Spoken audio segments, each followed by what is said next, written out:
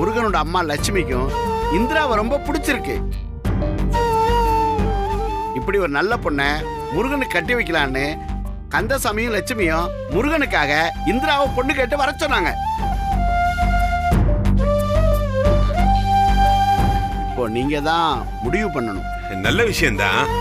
ஆனா என் பொண்ணு அங்கிள், தப்பா எடுத்துக்காதீங்க.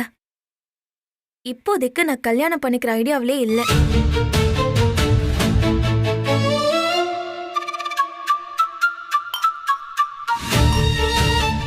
ஏமா?